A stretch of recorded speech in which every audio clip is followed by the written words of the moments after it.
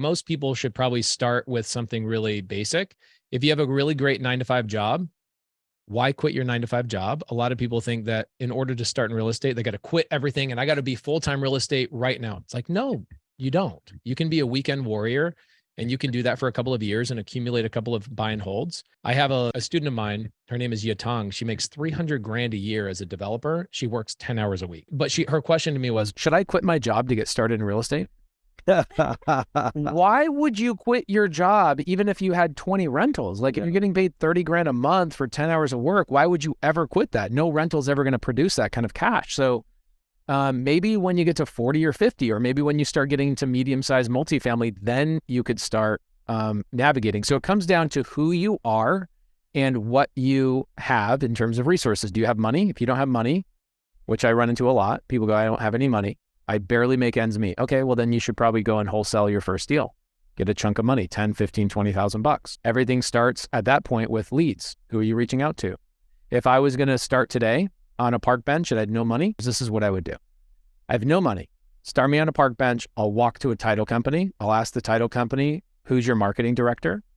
Give me a list of expired listings from the last 30 days, and I will call expired listings. And I'll have you add a filter that says loans that were originated in 2019 to 2022, like January, because I want low interest rates. And I want VA loans and FHA loans that were originated during that time. So time frame, VA loans, low interest rates. What does that tell you? It tells you that they have very little equity. If they have very little equity, I would buy them with creative finance and wholesale them to an end buyer, and I'd get a check that day. So Bigger Pockets is like, there's no way you can do this. I go, I'll do it today. I'll figure out how to get $5,000 today on getting a contract today, starting with no money on a park bench. So if that's what people want, I'll tell you how I did it. So I took my videographer, we documented it, went on a park bench, walked down to a title company. By the way, I think there's more title companies than Starbucks. I know, they're everywhere. They're everywhere. Yeah. So I walk over to a title company, do you have a marketing department? And they go, no, we don't. So I walk out of that title company, walk to another one. Do you have a marketing department? Yes, we do. Perfect. I need a list, if you can, and an office. I need to use your phone. So the list I had them pull, again, 2018 to 2022, expired listings that were VA or FHA loans. People that put no money down, or in some situations, 3% down, right? So they have very little equity, but they have great interest rates. So they took a list of expired listings, which is about 900 people on a list. And with those additional filters, it went down to 120 people. Okay. So I called, nope, called, nope, called, nope. 30th person I call, they go, yeah, I would let you take over my mortgage subject to, no problem. And I go, can I come and meet you today? They go, yes. And I go, can you come pick me up? That's awesome. I go, can you come pick me up? And they go, you don't have money to buy my house? If you don't have a car, you probably don't have money to buy my house. And I said, well, no, I'm actually not going to be the one buying it. I'm going to find a buyer and they're going to pay me a finder's fee.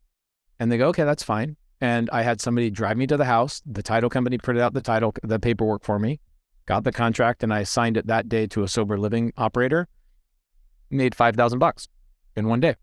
So like I could do that, or I could go, why not go work as a escrow officer or escrow assistant at a title company? Get your hands, start getting a paycheck. If I was an 18-year-old coming out of high school, my first job, I would have never gone to college. I would have definitely not gone into construction like your dad and my dad were in. I would have just said, let me work at an escrow office, because you're going to see cash deals. You're going to see multifamily. You're going to see commercial. You're going to see lenders. You're going to see the buyers. You're going to see all the players and the whole entire field. And you get paid $60,000 to $100,000 a year. Why not go get, if you're young, go get a damn job at an escrow office. Yeah. My son went to work for Capital Fund. I love Cap Fund One, right? Yeah. And I love those boys, and their office is phenomenal. The energy is phenomenal. It is. And everybody's doing deals. Yeah. Yeah. I said, listen, you want to figure out why people are getting money. Yeah. Right. And I said, you're going to be right in the lion's den.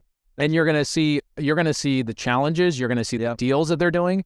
And if you're a hard money lender like your son is, you see the people who are borrowing the money. That's probably somebody you want to network with, right? And then what you do is you get to see the whole horizon of their deal and how they make their payments and ultimately what they make of that deal. That's right. The whole thing. And you get to make money on doing it. I know. Yep.